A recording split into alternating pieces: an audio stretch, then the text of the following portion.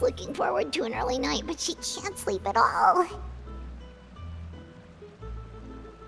Hey, you don't think the knave will be too angry with Lenny and everyone if she finds out about all this, do you?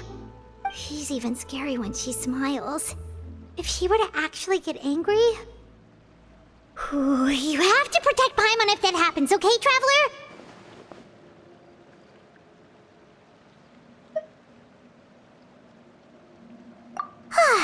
Trust is ever, Traveler. Look! Look over there!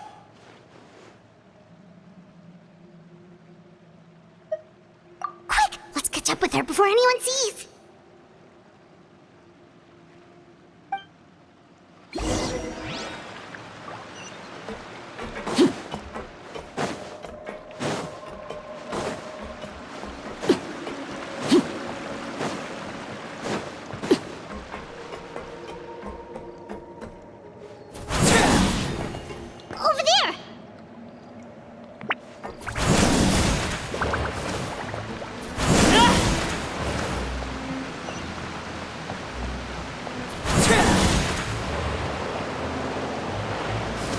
Where is she going?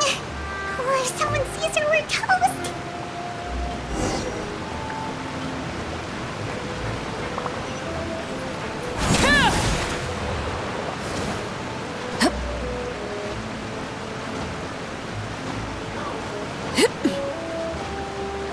Oh, look!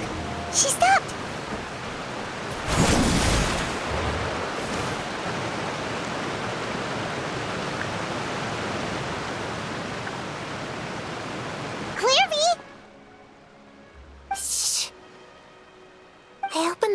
While no one was looking.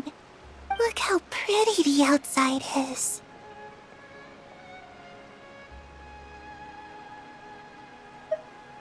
If only I could have more than this. You probably think I'm being silly, huh? All this hopeless resisting. It's better to dream of what I could have than try to make it a reality, right? Please. Help us get on the same page here, Clary. We need you to tell us what you know. Can you do that? Sure. Although, after you hear all this, I think you might regret that decision.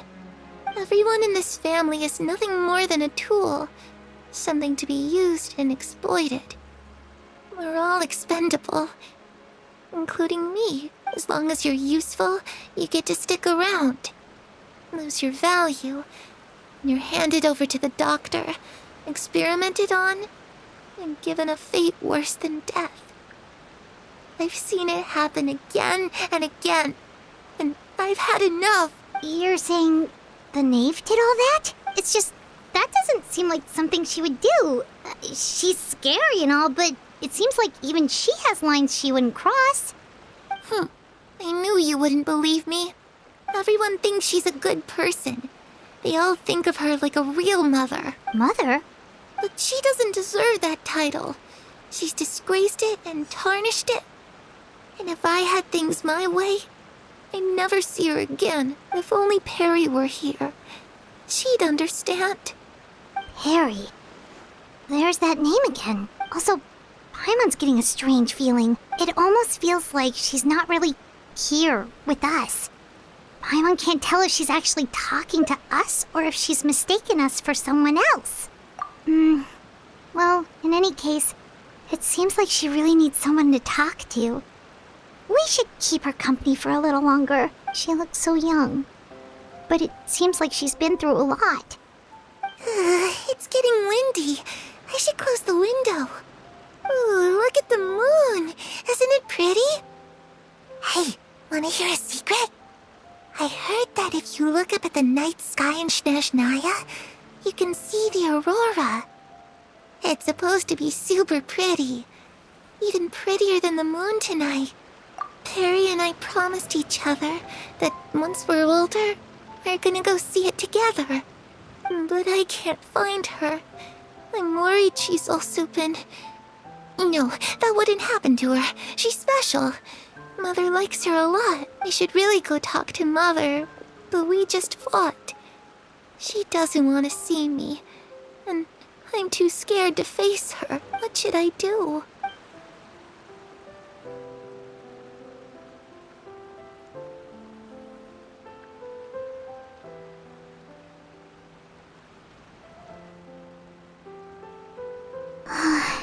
Paimon really doesn't understand what's going on with her. Well, let's head back. We've got an early morning tomorrow.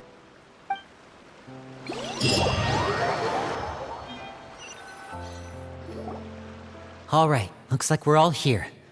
Let's go ahead with the plan. Oh? What is it? What makes you ask that? Well, we kinda ran into Clairvy last night, and that's what she told us. We met the doctor back in Sumeru. He's super dangerous, and he's done all sorts of bad things. It's possible that Father and the Doctor have had certain dealings, but I don't think Father would work with him. We're not really on the same side, so there's not a lot of trust between them. That doesn't exactly set the stage for a successful partnership. I did hear, though, that when Father first became a Harbinger, the Doctor offered to work with the House of the Hearth. Father rejected most of his proposals, except for one. It had to do with some sort of secret experiment. Secret experiment? Could that be what Clairvy was talking about? I don't think so.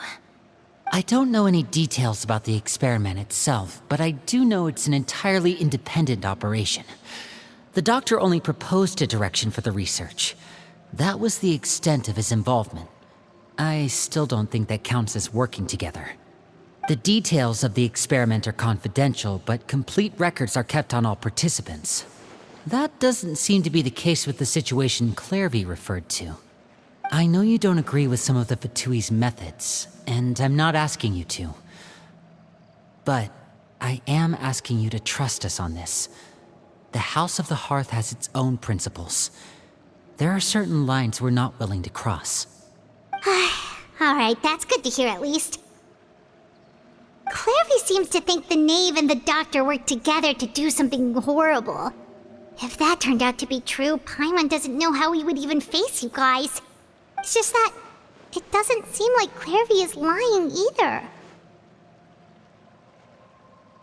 The easiest thing to do would be just ask the Knave directly, but Paimon doesn't think she'd tell us. Father didn't come back last night. She's probably still near the shore. We'll be counting on you to distract her. Lynette, you're with me. Fremine, you know what to do. Be on your guard, everyone. All right, let's get to it.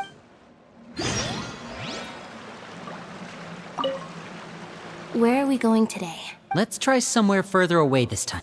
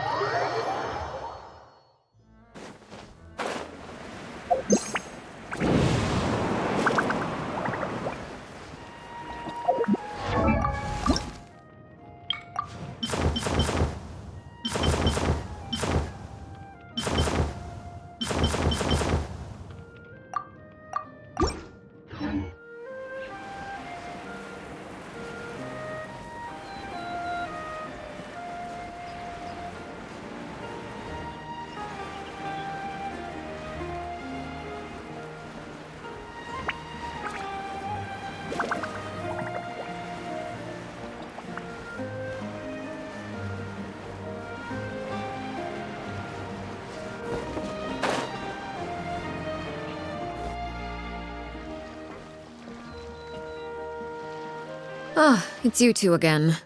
I must say, you look a bit pale. Did you have trouble sleeping last night? A little. Perhaps if you had less on your mind, you'd be able to absolve yourself of such troubles. So what are you planning to do now? Catch up on some sleep?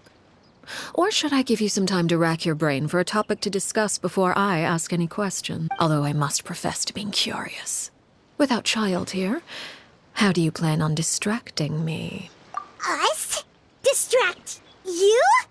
A good one. But no, we were just here for a chat. Looks like you could have used some extra time to think. No matter. If you don't have any other plans, why don't you accompany me somewhere? Don't worry. I'll be sure to steer clear of any scheming children. The ocean breeze is sure nice today. Children always think they can hide things from the grown-ups. But nothing gets past me. Least of all a little scheming. I think I'll let them have at it for a little longer. I can be very patient. Well, I'll leave you to think things over. If you're so inclined, meet me outside the Palais Mermonia. Good things come to children who do as they're told. So I do hope you decide to tag along. If only for your friends' sakes. What should we do? She clearly knows about everything we've been doing, and Paimon doesn't think it'd be a stretch to say she was threatening us.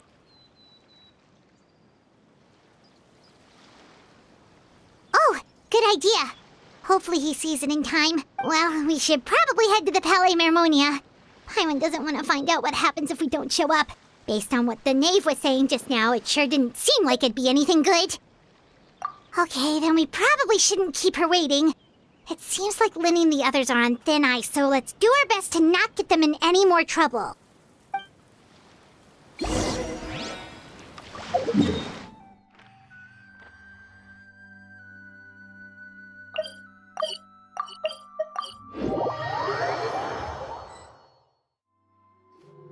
Seeing as we still have some time before my meeting, we might as well enjoy some pleasant conversation while we wait. I'm glad to see you get along with my children.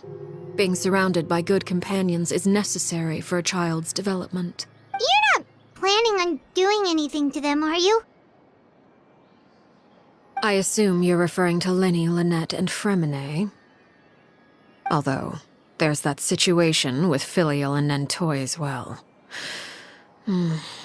It appears quite a few people have been acting out lately. No matter. I'm not one to discriminate. All those who betray the house meet the same fate. There are no exceptions. Does that mean you're going to kill them? Oh, are you here to beg for their lives? I'm sorry to disappoint, but the rules of the house change for no one. In my organization, everyone is responsible for their own actions. But don't you care about them at all? They really respect you. They even call you father. You must feel something for them. Any organization in which feelings come before principles is one destined for ruin. The House of the Hearth is hardly an exception. You could say our principles are more stringent than most. Perhaps I can offer you this consolation at least. As our guests, you two will not be held accountable along with them. I would imagine Linny, Lynette, and Fremine will be able to keep their lives. As for Filial, Nentoy, and the others, I'm afraid there's little I can do. They can try to escape, but once you know our secrets, there's no getting out alive. But that's awful. Ah, you seem concerned. Out of consideration for my guests, I suppose I could turn a blind eye for a little longer. If Linny and the others manage to dispose of Clairvy in the meantime, all evidence of their wrongdoing will be lost. In that case, I could hardly punish them for something I couldn't prove. If their efforts are unsuccessful, on the other hand, all will be held accountable. And the punishment will be severe. Of course. Oh, and here, I believe this belongs to you. Do try and keep better track of it next time. It takes a considerable amount of time to train a bird like this, It would be such a pity if you were to lose it.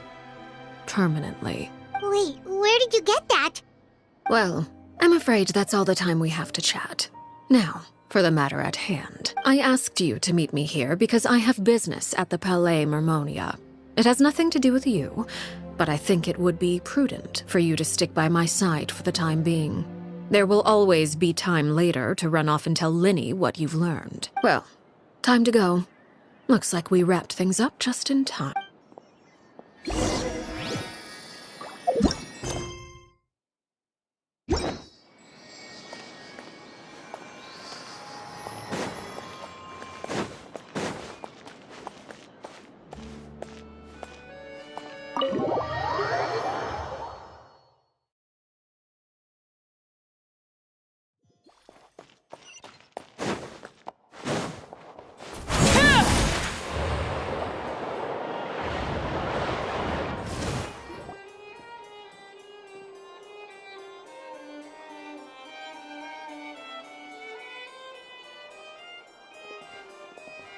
It's been a while, Monsieur Neuvillette, I must say. I wasn't expecting my meeting request to be approved quite so quickly.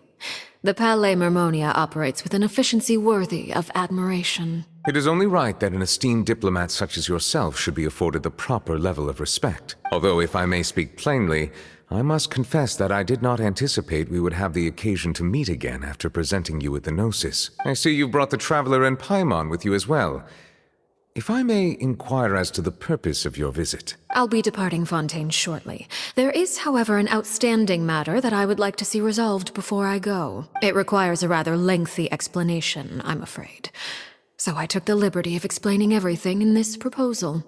Please review it at your leisure, Monsieur Neuvillette.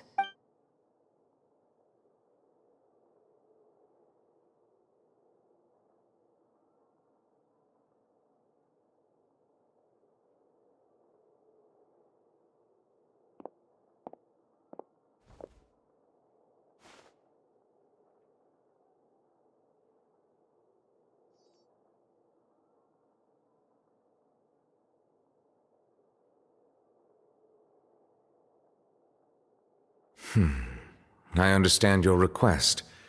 However, at the risk of causing offense, I must admit that I fail to see why you would wish for such a thing. I heard you have a certain fondness for water tasting, Monsieur Neuvillette, so allow me to use water as an analogy. A family is like a large body of water with countless rivers flowing in and out. As someone who watches over this system, I would hope that each river that flows from the source will eventually reach the ocean. Of course, objectively speaking, I know this is impossible. Most of the rivers will dry up along the way, disappearing into the ground and leaving nothing but a barren riverbed behind. Not all rivers are destined to reach the ocean, but I would not see their existence rendered meaningless. I believe the water that flows within them is simply meant for a different destination, like a field in need of irrigation. Or perhaps the glass of a certain water-tasting enthusiast. Did you get any of that, Traveler? Your words paint an optimistic picture indeed. Allow me to remind you, however, few among us are willing to sip from a glass filled with tainted water. It may have been tainted at one point in time, but not to worry. I'll make sure it's strained of all impurities and returned to its cleanest form. I seem to recall there being a transactional aspect to your proposal. Perhaps you could expound on that? If you accept my proposal, Monsieur Neuvillette, I will gradually withdraw my forces from Fontaine, and, unless absolutely necessary, I will no longer carry out any special missions within Fontaine. I presume I can take your words to mean that, in the future, cases similar to the Tartuffe assassination will cease to cross my desk? Tartuffe? Ah, that thief who embezzled funds from all those charities, you mean? My deepest condolences to his family, but without any evidence, I cannot imagine how the House of the Hearth might have been involved in his passing. Of course, if you accept my proposal, Monsieur Neuvillette, I'm sure certain measures could be taken to reduce the frequency of such troubles. You choose your words carefully indeed. In that case, I am inclined to accept your proposal. My thanks for your generosity, Monsieur Neuvillette. Well, with that settled, we should be going now. I took the liberty of bringing along 2 bottles of spring water from Snezhnaya for you to enjoy. I do hope I get the chance to hear your impressions. Perhaps at our next meeting, yes? Indeed. I trust you would not overlook your commitment in the meantime. All right, Traveler Paimon. Time to go.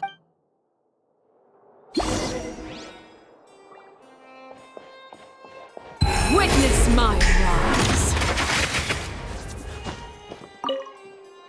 I believe I've told you before that my emotions easily resonate with those of others. Yet in the few meetings I've had with that Harbinger, I haven't been able to sense any aspect of her emotional state. Her mind is like a still body of water. Who knows what darkness lies in its depths, and the lack of ripples on the surface gives nothing away. It's unclear whether this is her natural state of being, or whether it's an incredible strength of will that gives her the ability to master her emotions. Either scenario, however, suggests she is a very dangerous individual. I do not expect an explanation as to why you two are by her side. Whatever your reasoning, I would only advise you to take caution.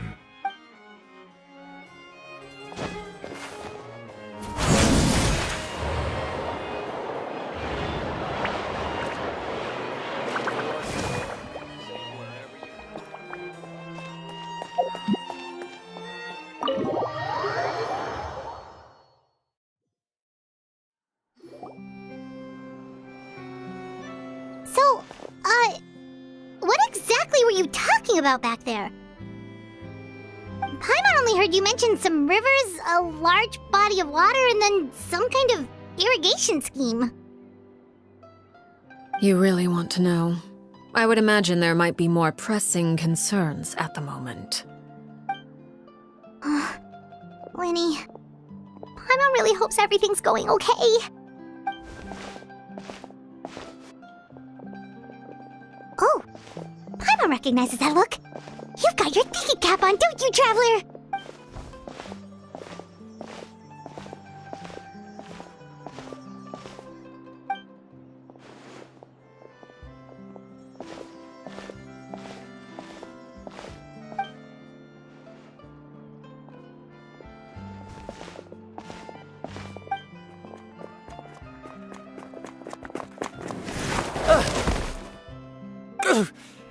Oh, shoot. Are you alright? Oh, jeez. I'm so sorry. I was so focused on selling these papers, I wasn't looking where I was going. Well, let me make it up to you at least. Here, take this paper. On the house.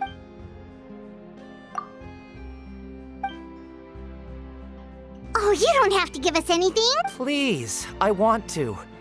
It's not like I'm short on supply.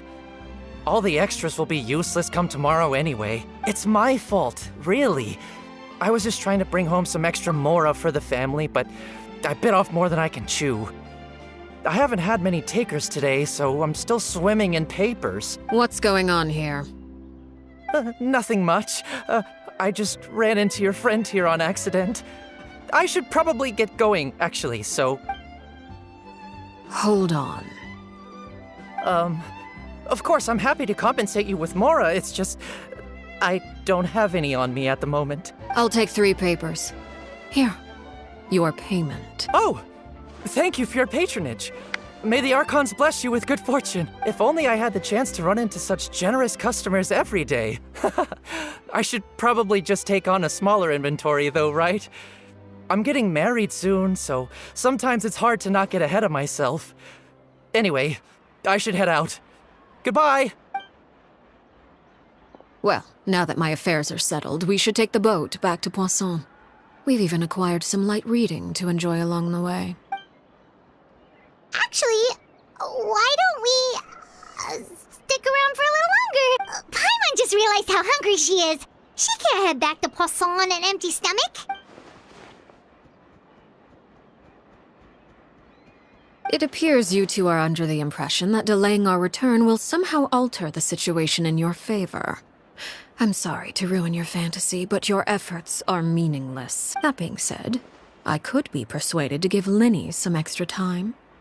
I just have one condition. If you agree to my request, I'll even answer some of your questions. You're quite curious about Clairvy, are you not?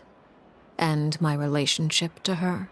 Wait, Why are you being so generous all of a sudden? You're not gonna ask us to do something bad, are you? You overestimate yourself. You don't have the talent for bad things.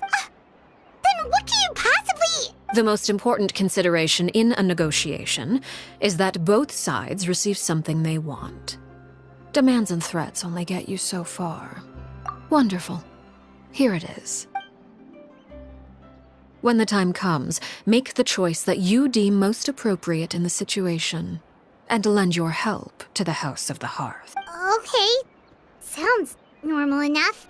But what do you mean, when the time comes? When is that supposed to be? That is for you to decide. Then we have a deal. Follow me.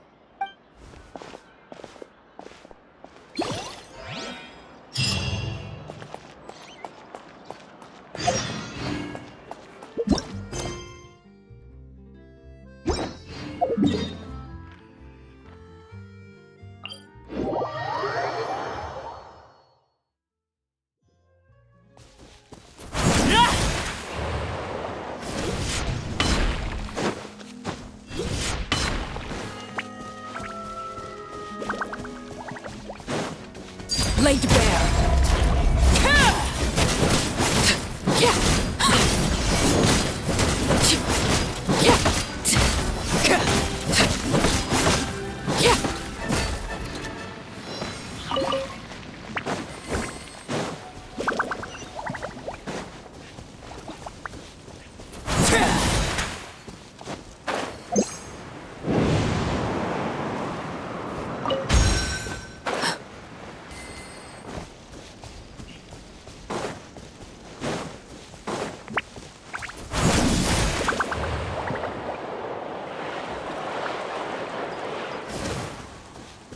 Right here, right now.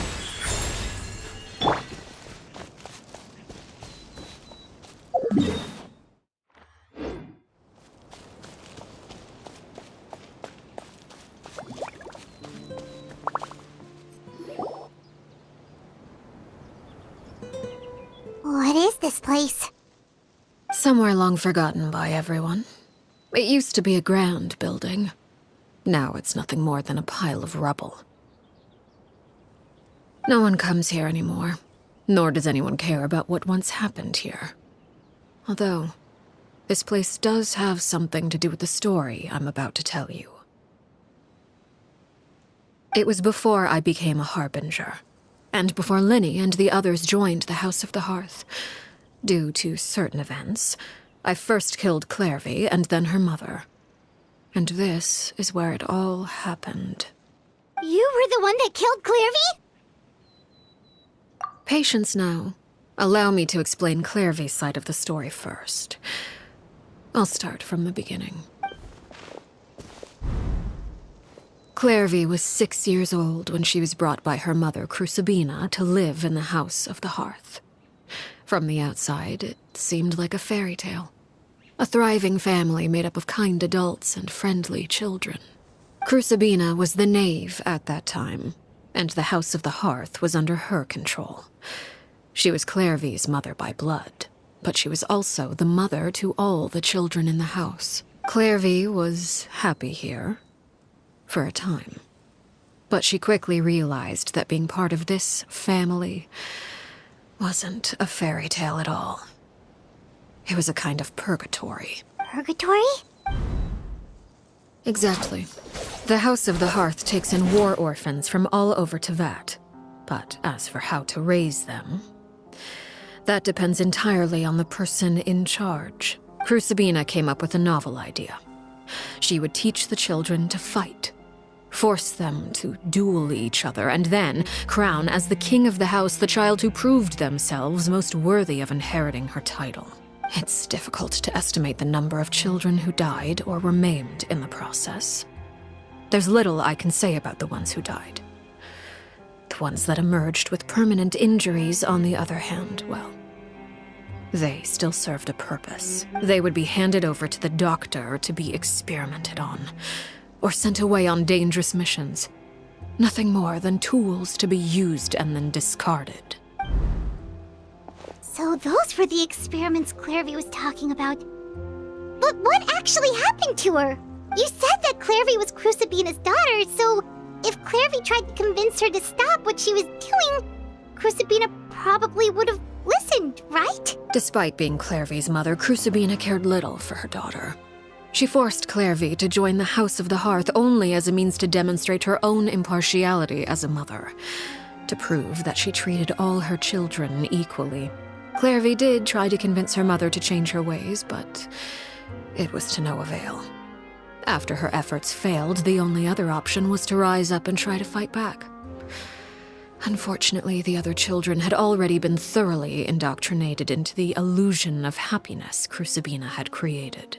Of course, there was one exception. Someone Clairvy's age who knew the truth about the House of the Hearth. Her name was Peruere. Wait, the friend that Clairvy mentioned? Friend, huh?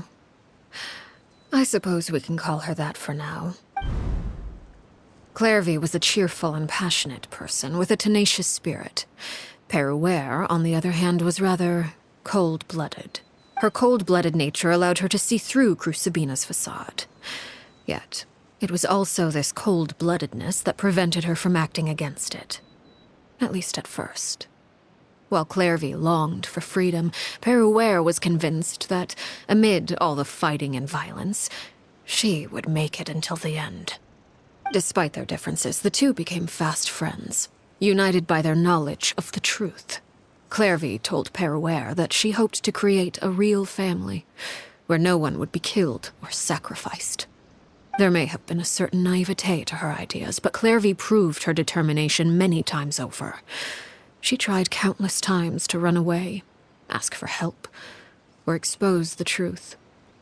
But her efforts only earned her beating after beating. The only thing that kept her going was her strength of will. Even with her body racked with pain, she would still stand on her tiptoes and open the window at night. She and Peruere would look out at the moon together, a fierce longing for freedom shining in her eyes. But one day, that light simply vanished. Oh no. What happened? Her hopelessness resulted from a culmination of things. 10 years had passed. 10 years worth of failure after failure. She and Peruere weren't children anymore, but finding any chance to escape still seemed as hopeless as ever. It was during this time that Peruere suggested a new plan. If escaping was out of the question, why not take down the very person sitting on top of this throne of lies? Mother herself. Clairvy rejected that proposal. She claimed that, as a famous harbinger, Crucibina possessed an unimaginable amount of power. Trying to kill her would have an incredibly low chance of success. Clairvy never gave another reason, but Peruere could see it written all over her face. Clairvy still thought of Crucibina as her mother. Killing her own flesh and blood was a line she couldn't bring herself to cross. If she couldn't escape and fight back, then only one option remained. Precisely. Death was the only way that she felt she could be free. It happened during a duel. When she arrived at the dueling ring that day, her partner turned out to be none other than Peruere, the very person that had stood by her side all those years. It was a fierce battle. But ultimately, Clairvy decided to let Peruere end her life. From that moment on, Peruere's journey was one written in flames.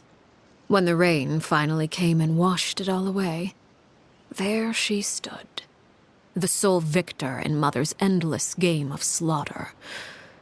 A trail of corpses strewn across her path to success. It was the very result she had predicted 10 years prior. Even then, she believed she would make it until the end. She wasn't surprised by the fact that she emerged as Mother's undisputed heir. Rather, her success left her with an inexplicable sense of restlessness. She was unsettled. and there was only one thing that could quell that sensation. Perhaps you two would like to take a guess as to what it was? Crucibina, you mean? But... Correct. This is the place where Peruere killed her best friend. A mere year later, this is also the place where she fought tooth and nail to kill the mother they shared. The moment she acted, any conception of what was right or wrong ceased to matter. It's one of the principles of the house. Only those who survive get to write the rules. Peruere won the battle, and became a harbinger herself. After which Her Majesty, the Tsaritsa, bestowed upon her a new name. Arlecchino. So the Perry Clairvy was talking about... It was you all along. You're Peruere. Arlecchino is just a name you got later. I left that name behind long ago. I must say, hearing it now does bring back memories. After I defeated Crucibina, the moniker of Mother died with her. I chose to forego the title she called herself, and even chose to give up my own name. I rebuilt the House of the Hearth under a new identity. Not only as Arlecchino, but as father. And that is where the story ends. Any more questions?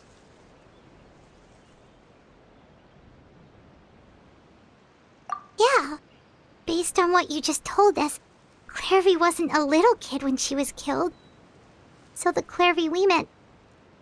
Was she really a spirit at all? I suppose you could call her an illusion born of flame.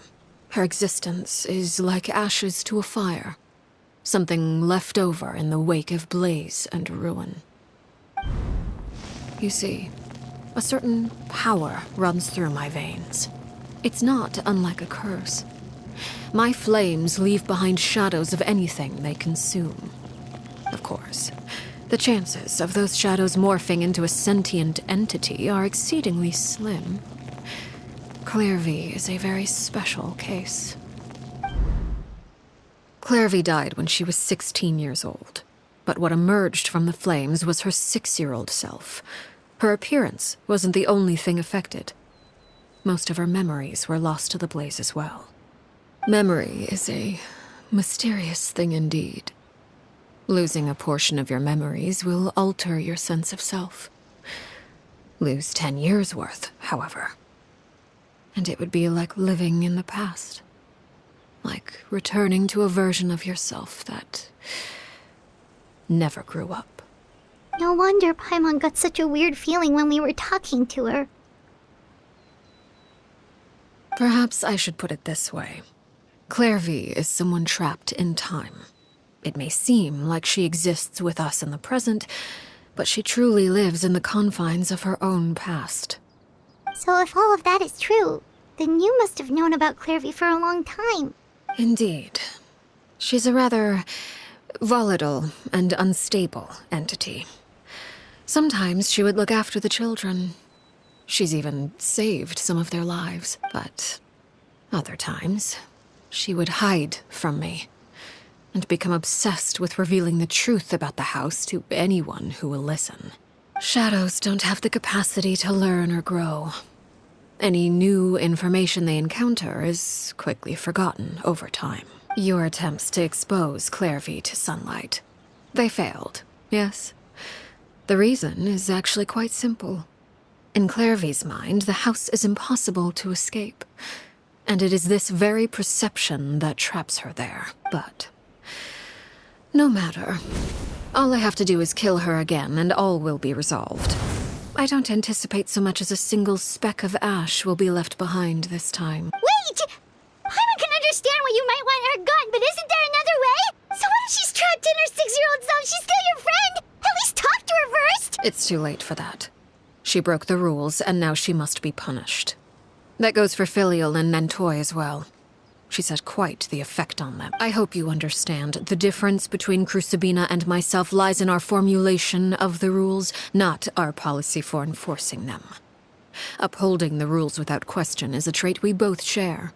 Because that is how a household should be run. Is this really what you want to do? Whatever could you mean? Don't you want to say a proper goodbye at least? Whether as a killer or as a father, there are two things that must be avoided at all costs. Anger and sorrow. Anger makes you impulsive. Sorrow causes you to waver. Well, it appears it's about time to proceed. Before we arrived, I told some of my well-behaved children to bring our troublemakers here by nightfall. I do believe I've kept my end of the deal. I gave your friends quite a bit more time. As for what happens now, we'll just have to wait and see.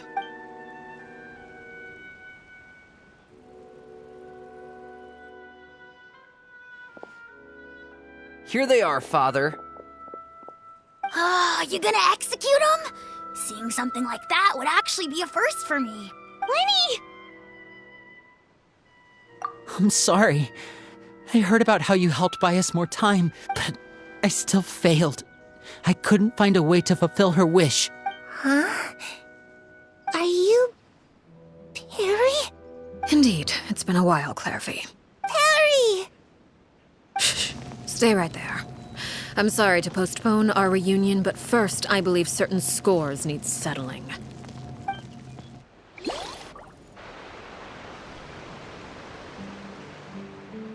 Father, let me explain.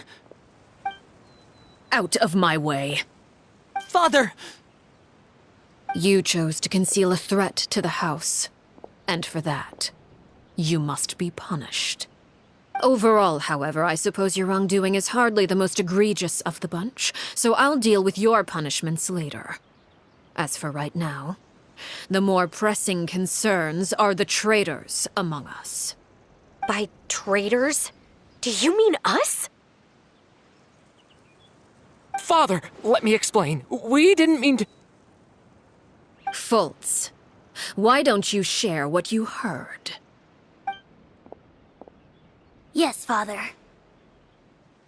Secret Midnight Meeting number 3. Participants, Filial, Nantoy, Sato, Toddy. Nantoy clearly said, if only Father wasn't the one who took us in. Sato added, I'm sick of this life. I just want to live as a normal person.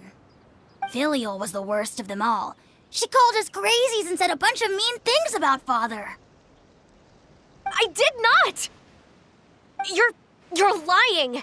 Fultz is trying to frame us. It's not like I'm the only one who heard those things. After that, you and Toddy and a bunch of other people started talking about Clairvy.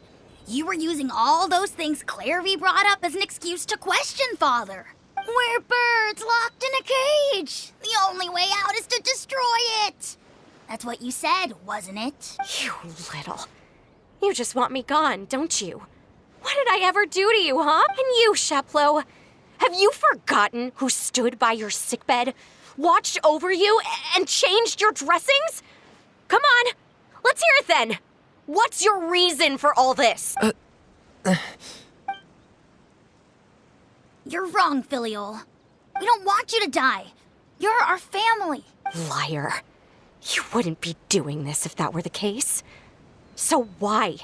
Why have you backed us into a corner? We all live in the House of the Hearth. You know the type of work we do, Filial. A single betrayal can cost dozens of us our lives. It's not like it's never happened before. That kind of thing is hard to forget. That's why the House of the Hearth cannot tolerate any form of betrayal. Ever since we came to Poisson, you've had 7 secret meetings. A lot of the things you talked about really crossed the line. You've been spying on us for half a month? Wait a second. Now that I think about it, the move to Poisson was just a way to make it easier to spy on us, wasn't it? Because we were all in one place. You've had this planned all along. Filial, Nantoy, I'm sorry. I owe you both my life. I owe Clairvy too. If it weren't for all your help after I got poisoned, I wouldn't be standing here today. If this were any other situation, I would do anything to repay that kindness, even if it cost me my life. But rules are rules. I'm sorry. My hands are tied. Why? Why? That's enough, Filial. We made a mistake, and we should own up to it. We broke the rules, plain and simple. And now we have to face the consequences. I'm sorry, Chapleau. Foltz. I'm sorry, Father. We accept our punishment. Chapleau, according to the rules of the House of the Hearth, how should these traitors be punished? All those who betray the house pay with their lives.